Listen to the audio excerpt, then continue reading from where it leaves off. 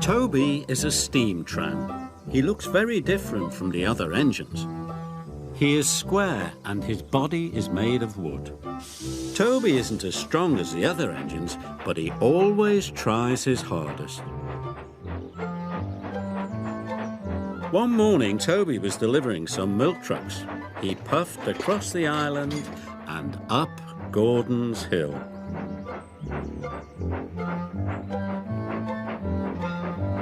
Gordon's Hill was very steep. Toby puffed hard. It was a long climb.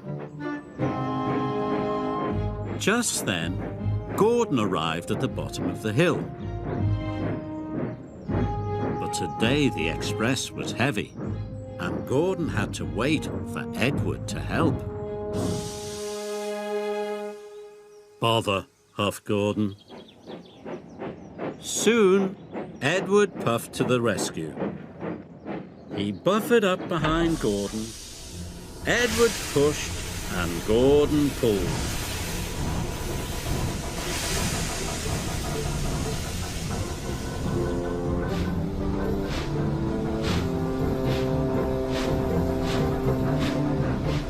At last, the express train started to move.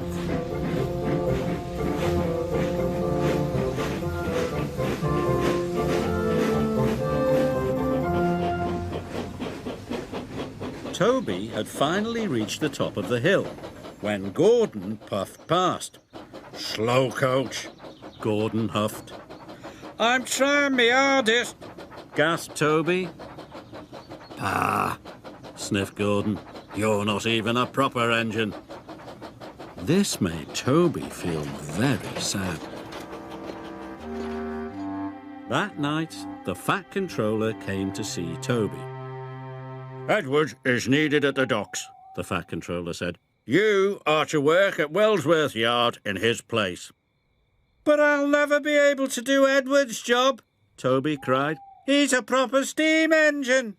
"Nonsense," said the Fat Controller. "You are one of my engines and you must be useful." Toby was very worried. What if he wasn't useful? The next morning, Toby puffed nervously out of his shed. "I hope no one needs pushing up Gordon's Hill," puffed Toby. Toby wished he was a proper steam engine. At last, Toby arrived at Wellsworth Yard. There were lots of trucks and they looked very heavy. "I'll never be able to shunt all those," Toby puffed. "You can do it, Toby," called Thomas. That made Toby feel much better. Then he started to shunt the trucks. He shunted coal trucks for Henry and sleigh trucks for Donald. He even shunted fruit and vegetable trucks for Douglas. "Maybe I can do it," Toby chuffed. But then Gordon puffed past. He was pulling the express with lots of coaches. Toby watched as Gordon puffed towards the hill. Gordon puffed with all his might, but once again the express was too heavy. Gordon was stuck. "Bother," he huffed. Gordon's driver called the yard manager, and the yard manager came to see Toby. "You need to push Gordon to the top of the hill," the yard manager said. "Yes, sir," groaned Toby. "But Gordon looked much too heavy for me to push," Toby puffed nervously. "Don't worry," Thomas called. "You can do it, Toby." "I'll do me best," he puffed, and he chuffed off to Gordon's Hill. When Gordon heard that Toby was coming, he was very cross. "Toby's only a steam tram," Gordon huffed. "He will never be able to push me up the hill."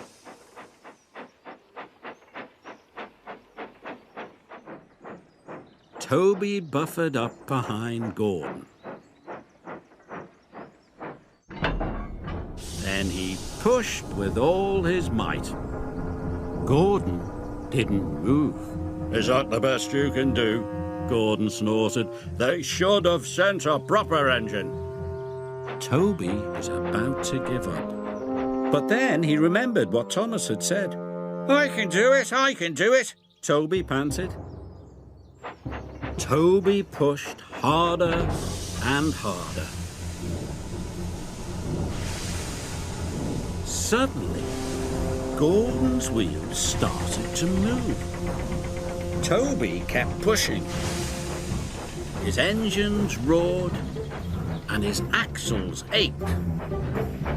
Gordon moved slowly up the hill. When Percy saw Toby pushing, he blew his whistle with excitement. "You can do it, Toby! Go on!" cried Percy. Toby huffed and puffed and chuffed, but at last he pushed Gordon right to the top of the hill. Gordon was impressed. Now his express would run on time. Toby was tired, but he was very proud. "I did it!" he puffed excitedly. That night, the Fat Controller came to see Toby. "Today you wear a very useful engine indeed," he said. "Thank you, sir," Toby chuffed. And even though Toby was a steam tram, he felt like a proper engine after all.